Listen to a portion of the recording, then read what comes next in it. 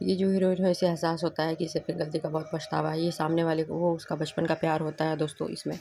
ये सामने वाले को समझने की पूरी कोशिश करती है। इस मूवी में कुछ ऐसी मिस्टेक हो जाती है, जैसे कि हीरो पहले बहुत सही रहता है और कुछ जादू की वजह से वो उसका फेस वगैरह बहुत चेंज हो जाता है, तो वो पहचान नहीं पाती। लास्ट मोमेंट पे उसे समझ में आता है कि नहीं, यही मेरी फियांसी है, तो उसको बोलती है कि वो बोलता है जाने के लिए, वो चली जाती है। लेकिन फियांसी को अभी भी याद नहीं आता है कि नहीं, वो मेरा फियांसी है, मैं उससे, ये मेरा एक्स है, मैं उसे, मुझे छोड़ना नहीं चाहिए। लेकिन वो कहता है कि मुझे तुमसे मुझे खतरा है, तुम मुझे छोड़ के चली जाओ, नहीं तो मैं तुम्हें कभी भी मैं जान से अटैक कर सकता हूँ, मार सकता हूँ।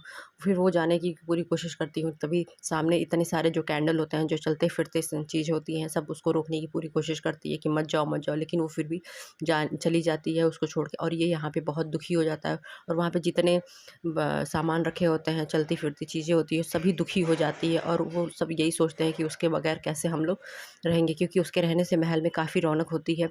और घड़ी आके एक उसको समझाती है कि तुम उसको वापस लाओ, हम लोग उसके बगैर नहीं रह सकते। लेकिन वो कहता है कि नहीं, उसको जाना पड़ेगा, इसलिए कि उसे खतरा है मुझसे, मैं कभी भी उस पे अटैक कर सकता हूँ।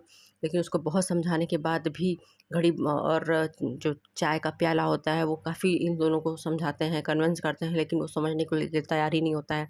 उसे अपने गुस्से पे कंट्रोल नहीं होता है, जब उसे गुस्सा आता है तो एकदम शैतानी रूप में हावी हो जाता है, और जो सामने आता है उस पे अटैक करने लगता है। इसीलिए उस लड़की को भेजता है और बोलता है कि नहीं, तुम चली जाओ। और लड़की फाइनली वो चली जाती है, और ये सब समझाते हैं और बहुत दुखी हो जाते हैं।